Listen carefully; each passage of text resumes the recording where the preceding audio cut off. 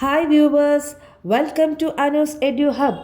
ഇന്ന് ഞാൻ ഇവിടെ ഡിസ്കസ് ചെയ്യാൻ പോകുന്നത് 7th സ്റ്റാൻഡേർഡിൽ സോഷ്യൽ സയൻസിൽ 4th chapter from injustice to justice എന്ന ചാപ്റ്ററാണ്. Let's start. ആരെയാണ് മക്കളെ ഈ പിക്ചറിൽ കാണിച്ചിരിക്കുന്നത്? അപ്പോൾ former Indian president doctor APJ Abdul Kalam, അദ്ദേഹത്തിൻ്റെ റൈറ്റിംഗ് ആണ്. അദ്ദേഹം പറയുന്നതായിട്ടാണ്.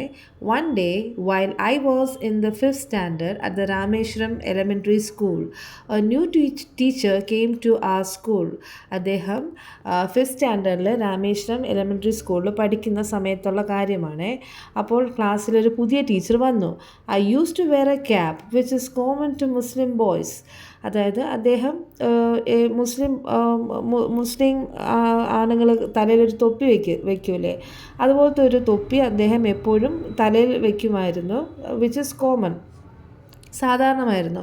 My usual seat was in front row next to Ramanatha Shastri. അദ്ദേഹം സാധാരണമായി ഇരുന്നിരുന്നത് ഫ്രണ്ട് റോയിൽ രാമനാഥ ശാസ്ത്രി എന്നൊരു കുട്ടിയുടെ അടുത്തായിരുന്നു. Who always had a secret thread on. അപ്പം ആ കുട്ടിയുടെ ദേഹത്ത് എപ്പോഴും ഒരു സീക്രട്ട് ത്രെഡ്, അതായത് പൂണ്ണൂല്. അപ്പം it shows that is A Brahmin boy. അതൊരു ബ്രാഹ്മൺ ബോയ് ആയിരുന്നു അല്ലേ. അപ്പം ആ കുട്ടിയുടെ കൂടെ ആയിരുന്നു ഈ Abdul Kalam ഇരുന്നിരുന്നത്. The new teacher could not stomach a Hindu priest son sitting with a Muslim boy. അതായത് ഈ രാമനാഥ ശാസ്ത്രി, അദ്ദേഹത്തിൻ്റെ ആ കുട്ടിയുടെ ഫാദർ എന്ന് പറയുന്നത് ഒരു ഹിന്ദു പ്രീസ്റ്റ് ആയിരുന്നു. അതായത് ഒരു മതപണ്ഡിതനായിരുന്നു, ഹിന്ദു മതപണ്ഡിതനായിരുന്നു. അദ്ദേഹത്തിൻ്റെ മകൻ ഒരു മുസ്ലിം ബോയിൻ്റെ കൂടെ ഇരിക്കുന്നത് ആ പുതിയ ടീച്ചറിന് അത്ര കണ്ടങ്ങ് ദഹിച്ചില്ല, അങ്ങ് ഇഷ്ടപ്പെട്ടില്ല. Being a stone supporter of the social order prevail then he ask me to go and sit on the back bench. അപ്പം ആ കാലത്ത് നിലനിന്നിരുന്ന ആ ഒരു സാമൂഹിക രീതി സ്റ്റോഞ്ചായിട്ട് പ്രൊട്ടക്റ്റ് ചെയ്യുന്ന, സപ്പോർട്ട് ചെയ്യുന്ന, സ്റ്റോഞ്ച് മീൻസ് ഉറച്ച് പിന്താങ്ങുന്ന ഒരാളായിരുന്നു ആ സർ എന്ന് പറയുന്നത്. അദ്ദേഹം എന്തോന്ന് പറഞ്ഞു, ഈ അബ്ദുൽ കലാമിനോട് ബാക്ക് ബെഞ്ചിൽ പോയിരിക്കാൻ പറഞ്ഞു. I felt very sad. അപ്പോൾ അബ്ദുൽ കലാം സാറിന് ഭയങ്കരമായിട്ട് വിഷമമായി. And so did Ramanatha Shastri. അതുപോലെ തന്നെ രാമനാഥ ശാസ്ത്രി, മറ്റേ കുട്ടിക്കും അതുപോലെ വിഷമമായി. Because they were friends.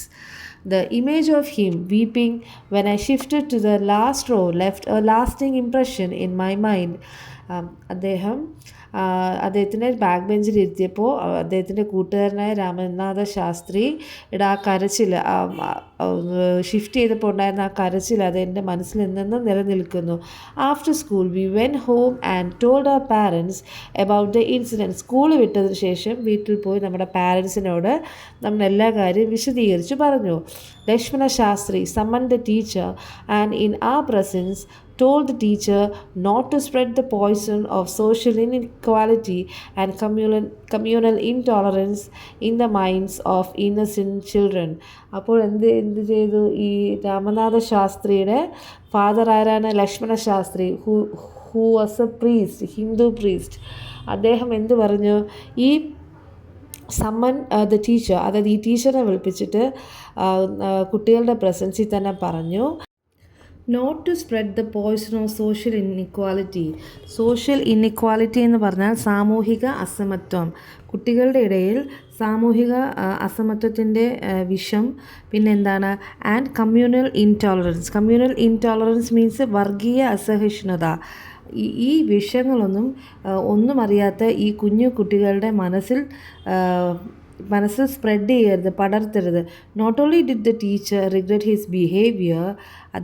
ടീച്ചറിന് ഈ ലക്ഷ്മണശാസ്ത്രി പറഞ്ഞത് കേട്ട് വിഷമം, ഒരു കുറ്റബോധം മാത്രമല്ല ഉണ്ടായത്, but a strong sense of conviction that Lakshmana Shastri passed into him had ultimately reformed that young teacher. ആ ഒരു യുവ ടീച്ചറിനെ ലക്ഷ്മണശാസ്ത്രി പറഞ്ഞ ആ വാക്കുകൾ അദ്ദേഹത്തെ പൂർണ്ണമായി റീഫോം ചെയ്തു.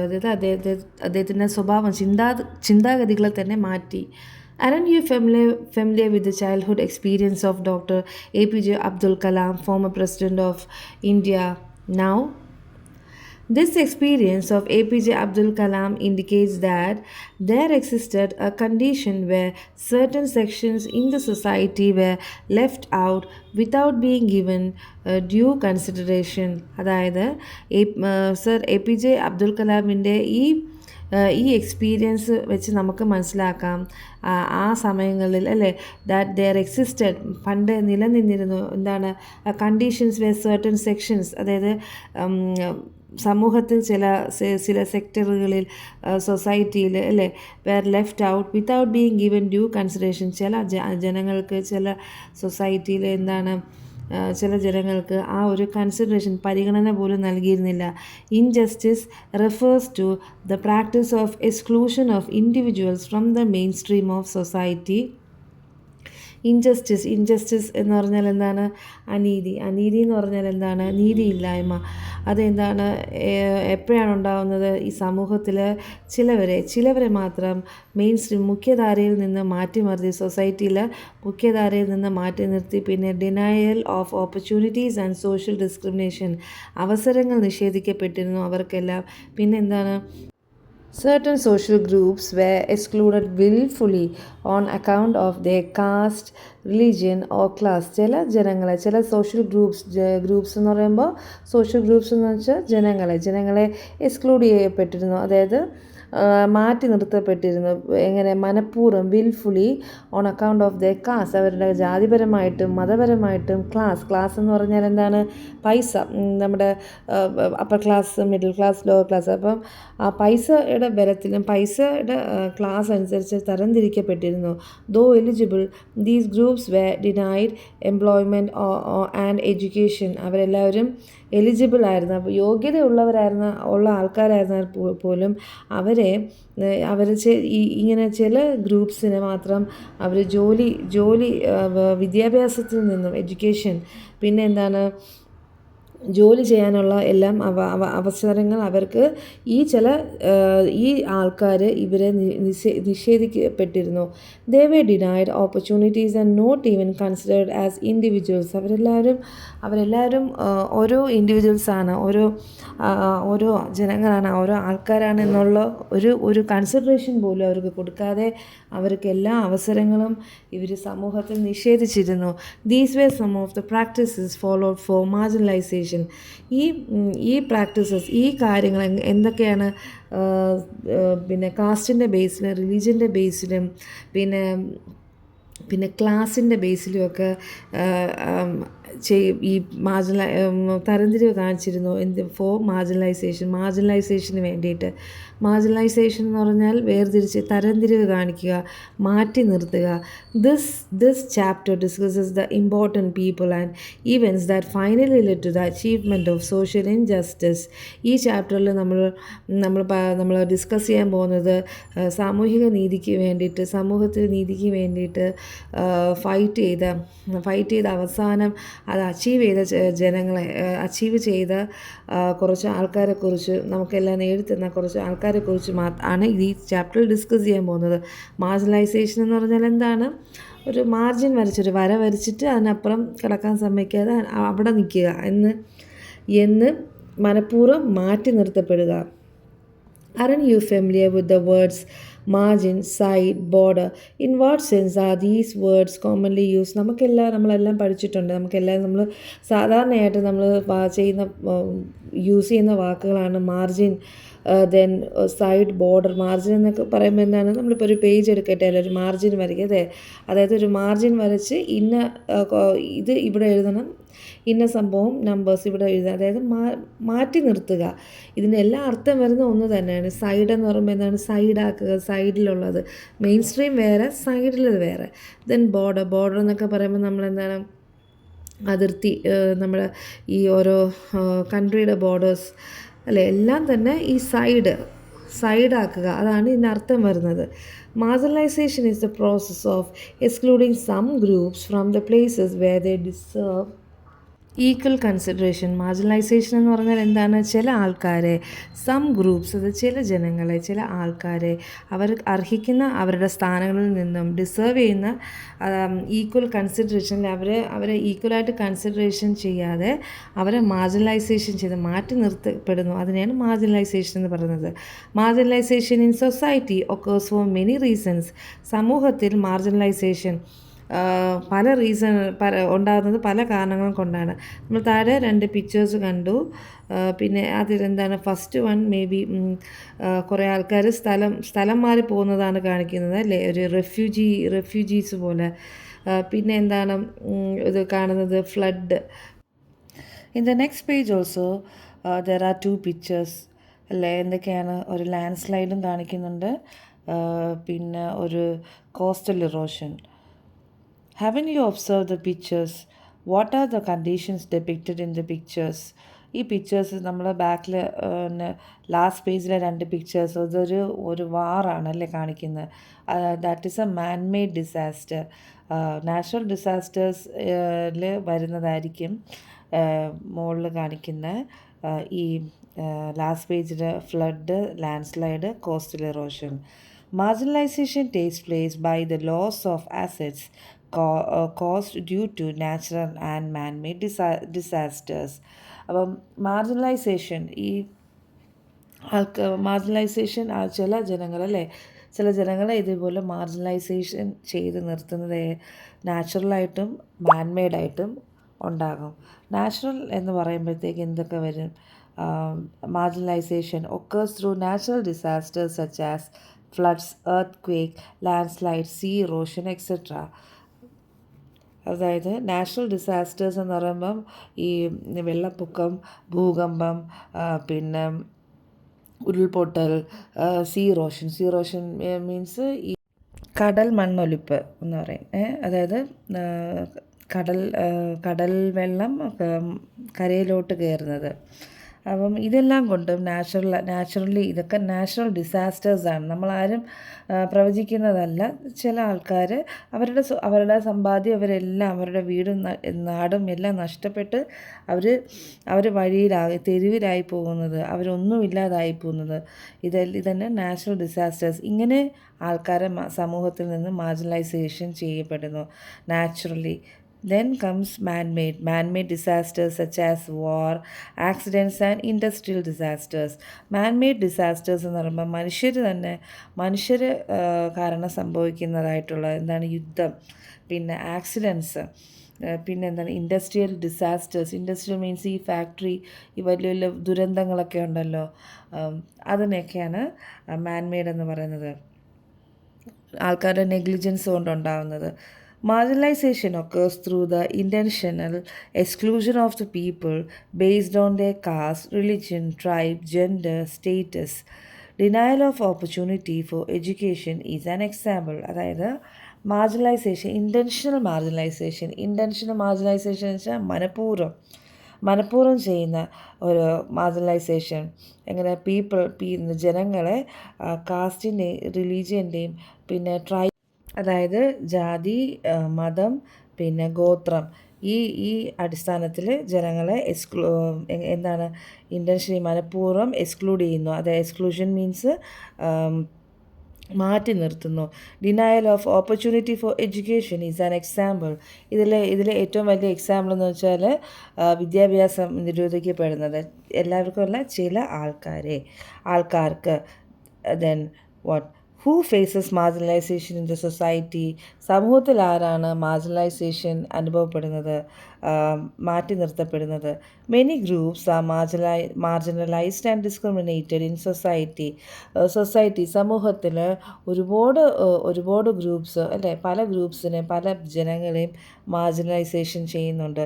This include woman, transgenders, Dalit, tribals, minorities, poverty-stricken people, refugees, differently abled persons, then ex-prisoners, etc. അതായത് ഈ കാലഘട്ടത്തിലും ഇമാതിരി മാർജിനലൈസേഷൻസ് നടക്കുന്നുണ്ട്. പ്രത്യേകിച്ച് ഇൻക്ലൂഡിങ് വിമൻ, സ്ത്രീകൾക്ക് ഇപ്പം പഴയതിൽ നിന്ന് ഒരുപാട് മാറ്റങ്ങളുണ്ട്. സ്ത്രീകൾ എല്ലാത്തിലും ഇപ്പോൾ എന്താണ് എക്സ്ക്ലൂഡ് ചെയ്യുന്നില്ല, ഇൻക്ലൂഡ് ചെയ്യുന്നുണ്ട്.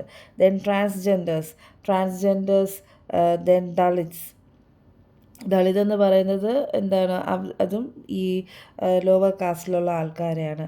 ട്രൈബൽസ് എന്ന് പറയുമ്പോഴത്തേക്ക് ആദിവാസി ജനങ്ങൾ. ദെൻ മൈനോറിറ്റീസ് എന്ന് പറയുമ്പോഴത്തേക്ക് എന്താണ്, ന്യൂനപക്ഷങ്ങൾ. Then poverty stricken people. Poverty stricken means പാവപ്പെട്ട ജനങ്ങൾ, ദാരിദ്ര്യരേഖയ്ക്ക് താഴെയുള്ള ആൾക്കാർ. ദെൻ റെഫ്യൂജീസ് മീൻസ് അഭയാർത്ഥികൾ. Then differently able persons, differently able persons means physically handicapped ആയിട്ടുള്ള ആൾക്കാർ. പിന്നെ എന്താണ് എക്സ്പ്രസ്നേഴ്സ് മീൻസ് മുമ്പ് ജയിൽവാസം അനുഭവിച്ച ആൾക്കാർ. ഇങ്ങനത്തെ ആൾക്കാരെ എല്ലാവരും ഇപ്പോൾ ഈ മാർജിനലൈസേഷൻ ഗ്രൂപ്പിൽ ഉൾപ്പെടുത്താൻ പറ്റും ഈ കാലഘട്ടത്തിന്. The next page. Each of these groups has a long history of struggle against marginalization. ഈ ഓരോ വിഭാഗക്കാരും നൂറ്റാണ്ടുകളായിട്ട്, വർഷങ്ങളായിട്ട് അവർക്കൊരു ചരിത്രം തന്നെ ഉണ്ട് ഈ മാർജിനലൈസേഷൻ എഗെയിൻസ്റ്റ് സ്ട്രഗിൾ ചെയ്തിട്ട്. Then government UP school at Ooruttambalam is now Ayyankali Panchami memorial school. അപ്പം in the picture it shows whom Mahatma Ayyankali, Thiruvananthapuram. Ooruttambalam government UP school shall henceforth be known as Ayyankali Panchami memorial government UP school. അപ്പം ഊരൂട്ടമ്പലം ഗവൺമെൻറ് സ്കൂളിനെ Ayyankali Panchami memorial government UP സ്കൂളായിട്ട് അറിയപ്പെടുന്നു. Ayyankali started the strike that changed history at Ooruttambalam government UPS. Ayyankali തുടങ്ങിവെച്ച ഒരു സമരം Oorootambalam school government UPS സ്കൂളിൻ്റെ ചരിത്രം തന്നെ മാറ്റിമറിച്ചു. വിച്ച് വാസ് കുടിപ്പള്ളിക്കൂടം എന്ന് പറഞ്ഞാൽ എന്താണ്? അത് ഒരു ഇല്ലാത്ത കാലഘട്ടത്തിൽ എന്താണ്, അധ്യാപകർ കുറച്ച് സമൂഹത്തിൽ ഉന്നതരായിട്ടുള്ള ആൾക്കാരുടെ ജാതിയിലുള്ള മക്കളെ അവരെ മാറ്റി നിർത്തി അവരെ മാത്രം അവർക്ക് മാത്രമാണ് വിദ്യാഭ്യാസം കൊടുത്തിരുന്നത്. അപ്പോൾ അങ്ങനെ ഒരു പള്ളിക്കൂടം, അങ്ങനെ ഒരു സ്കൂളായിരുന്നു എന്താണ് കുടിപ്പള്ളിക്കൂടം. Dalit girl named Panchami was not allowed to study in school. അപ്പോൾ ഒരു ദളിത പെൺകുട്ടിക്ക് Panchami she was not allowed to study in school means അവൾക്ക് പഠിക്കാനായിട്ടുള്ള അനുമതിയില്ലായിരുന്നു. Hearing this Ayyankali came to the school holding Panchami's hand and made her sit in the school. ഇത് കേട്ട് അയ്യങ്കാളി എന്താണ്, ആ കുട്ടിയുടെ കൈയും പിടിച്ച് സ്കൂളിൽ വന്നിട്ട് സ്കൂളിൽ ഇരുത്തി. The feudals responded to this by setting fire to the school. Feudals means ജന്മികൾ ഇതിനെ എന്താണ് റെസ്പോണ്ട് ചെയ്തത് എങ്ങനെയാണ്? അവർ സ്കൂളിന് തീയിട്ടു. The remains including the half burnt bench can still be seen in the school museum. അതായത് ഇതിൻ്റെ ശേഷിപ്പുകൾ അതായത് അന്നത്തെ ആ കത്തിയ ഹാഫ് ബേൺഡ് ബെഞ്ച് ഇതെല്ലാം സ്കൂൾ മ്യൂസിയത്തിൽ ഇപ്പോഴും കാണപ്പെടുന്നു. Have you read the above news? മുകളിൽ കണ്ട ആ ന്യൂസ് നിങ്ങൾ വായിച്ചില്ലേ? Historically educational opportunities were denied to the so called lower caste by those who considered themselves as the upper caste. ചരിത്രപരമായിട്ട് ഈ വിദ്യാഭ്യാസം ലോവർ കാസ്റ്റിലുള്ള ആൾക്കാർക്ക് നിഷിദ്ധമായിരുന്നു. ലോവർ കാസ്റ്റ് മീൻസ് താഴ്ന്ന ജാതിയിൽപ്പെട്ട ജനങ്ങൾക്ക് അതിനുള്ള അവസരം കൊടുത്തിരുന്നില്ല. ആരാണ് കൊടുക്കാത്തത്? സോ കോൾഡ്, അതായത് നമ്മൾ അപ്പർ കാസ്റ്റ് ആണെന്ന് സ്വയം പ്രഖ്യാപിത ആൾക്കാർ അല്ലേ. അങ്ങനെ ആരെയും സമൂഹത്തിൽ അങ്ങനെ ഒരു മനുഷ്യന് അങ്ങനെ തരംതിരിക്കാൻ പറ്റൂല. ഞാനാണ് അപ്പർ കാസ്റ്റ്, നീയാണ് ലോവർ കാസ്റ്റ് എന്നൊന്നും അങ്ങനെ പറയാനൊന്നും പറ്റൂല. എല്ലാവരും മനുഷ്യരാണ്. എല്ലാവരുടെയും ദേഹത്തോട് ഓടുന്നത് ചോര തന്നെയാണ്. Mahatma Ayyankali work to provide equal educational opportunities to the deprived എന്ന് പറഞ്ഞാൽ അയ്യങ്കാളി അദ്ദേഹം ഈ പറയുന്ന എഡ്യൂക്കേഷൻ ഓപ്പർച്യൂണിറ്റീസ് നിഷേധിക്കപ്പെട്ട, ഡിപ്രൈവ്ഡ് മീൻസ് അവഗണിക്കപ്പെട്ട, നിഷേധിക്കപ്പെട്ട എന്നൊക്കെ അർത്ഥം വരും. ഇതെല്ലാം നിഷേധിക്കപ്പെട്ട ആ ജനങ്ങൾക്ക് അവർക്ക് ഇതിനുള്ള അവസരങ്ങൾ കിട്ടാനായിട്ട് വേണ്ടിയിട്ടായിരുന്നു അദ്ദേഹം പ്രവർത്തിച്ചിരുന്നത്. The greatness of Ayyankali is that he recognised education as a tool for social transformation. അയ്യങ്കാളിയുടെ മഹത്വം എന്തെന്ന് പറഞ്ഞാൽ ഈ എഡ്യൂക്കേഷൻ, വിദ്യാഭ്യാസത്തെ ഒരു സമൂഹത്തിനെ ട്രാൻസ്ഫോം ചെയ്യാനായിട്ട്, മാറ്റിമറിക്കാനായിട്ടുള്ള ഒരു ഒരു ഒരു ടൂളെന്ന് പറഞ്ഞാൽ ഒരു ഉൽപ്പന്നമായിട്ട് തന്നെ കരുതിയിരുന്നു. Hope you are now familiar with Mahatma Ayyankali struggle against caste based marginalisation. ഇപ്പോൾ നിങ്ങൾക്ക് മനസ്സിലായെന്ന് തോന്നുന്നു അയ്യങ്കാളി എങ്ങനെയാണ് ഈ ജാതി വ്യവസ്ഥയ്ക്കെതിരെ, ജാതിപരമായിട്ട് ഇങ്ങനെ ആൾക്കാരെ മാർജിനലൈസേഷൻ ചെയ്യുന്നതിനെതിരെയായിട്ട് പ്രവർത്തിച്ചിരുന്നത്. There was a time when Dalits had no rights to travel on vehicles, walk on public roads, wear good clothes and access education. ഇങ്ങനെ ഒരു കാലഘട്ടം ഉണ്ടായിരുന്നു. ദലിത്സ് മീൻസ് ലോവർ കാസ്റ്റ് അല്ലേ. അവർക്ക് വെഹിക്കിൾസ്, വാഹനത്തിൽ സഞ്ചാര സ്വാതന്ത്ര്യമില്ലായിരുന്നു. പിന്നെ പബ്ലിക് റോഡിൽ സഞ്ചാര സ്വാതന്ത്ര്യമില്ലായിരുന്നു. നല്ല വസ്ത്രങ്ങൾ ധരിക്കാനുള്ളതോ പിന്നെ എഡ്യൂക്കേഷൻ, വിദ്യാഭ്യാസം കിട്ടാൻ, ഇതിനൊന്നും അവരെന്താണ് ഇൻറ്റൻഷനലി, മനഃപൂർവ്വം ഇവരെ ഇതിൽ നിന്നൊക്കെ തഴയപ്പെട്ടിരുന്നു. They were deprived of the basic facilities, dignity, equality and freedom.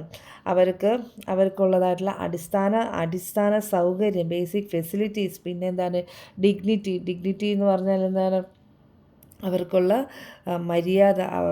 Then equality വെച്ചാൽ എല്ലാവരെയും പോലെ ഒരുമ. ദെൻ ഫ്രീഡം, സ്വാതന്ത്ര്യം. ഇതെല്ലാം അവരിൽ നിന്ന് അവഗണിക്കപ്പെട്ടിരുന്നു. ഇതിൽ നിന്നെല്ലാം അവരെ മാറ്റി നിർത്തപ്പെട്ടിരുന്നു.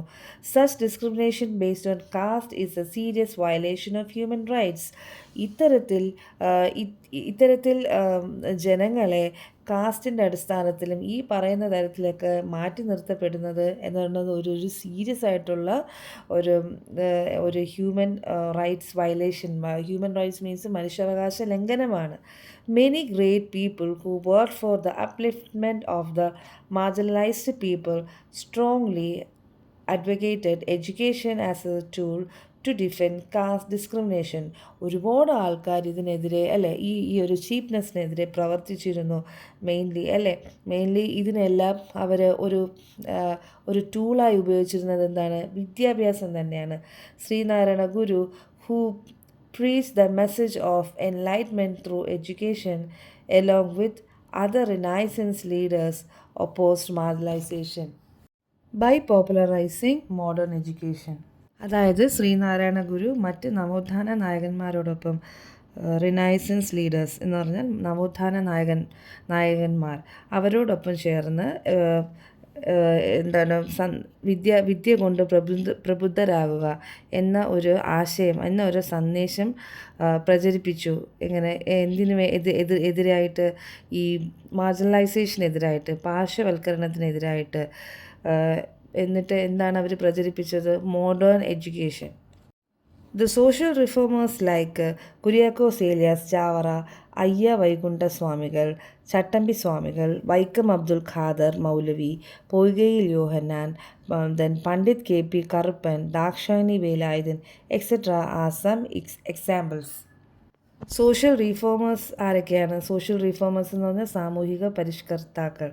ഇവരെല്ലാമാണ് ഞാനിപ്പോൾ പറഞ്ഞ കുര്യാക്കോസ് ഏലിയാസ്. ഈ പിക്ചറിൽ കാണിച്ചിരിക്കുന്ന ഇവരെല്ലാമാണ് സോഷ്യൽ റീഫോമേഴ്സ്. ഇവരെല്ലാമാണ് ചില എക്സാമ്പിൾസ്. ഈ നവോത്ഥാന നായകന്മാരെന്നെല്ലാം പറഞ്ഞില്ലേ. ജ്യോതിറാവ് ഫുലെ 1827 to 1890.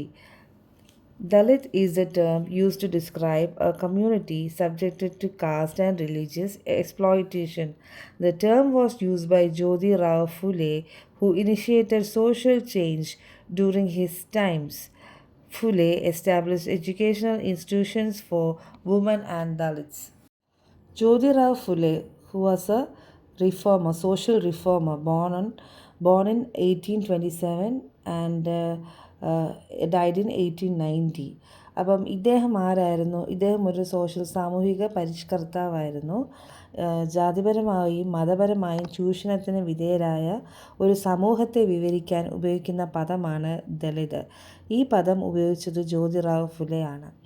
അദ്ദേഹത്തിൻ്റെ കാലത്ത് സാമൂഹിക മാറ്റങ്ങൾക്ക് തുടക്കമിട്ടിരുന്നു.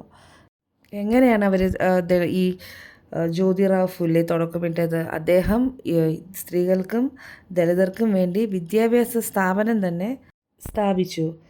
Then comes Savitribai Phule, 1831 to 1897.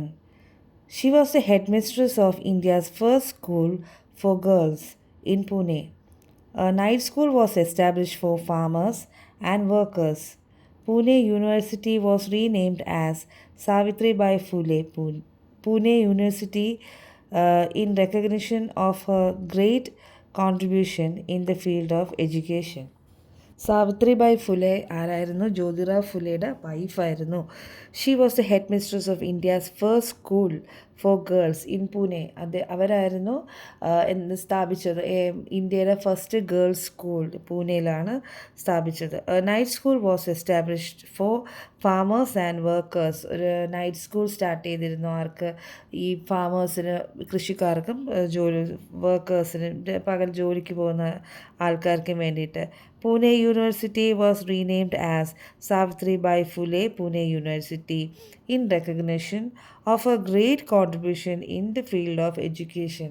അതായത് വിദ്യാഭ്യാസ മേഖലയിലെ അവരുടെ മഹത്തായ സംഭാവനകൾ പരിഗണിച്ച് പൂനെ യൂണിവേഴ്സിറ്റീനെ റീനെയിം ചെയ്തു. പേര് മാറ്റി സാവിത്രിബായ് ഫുലെ പൂനെ യൂണിവേഴ്സിറ്റി എന്നാക്കി. Okay, Makle, hope you guys enjoy my class. For more classes, please subscribe, like and share. Thank you.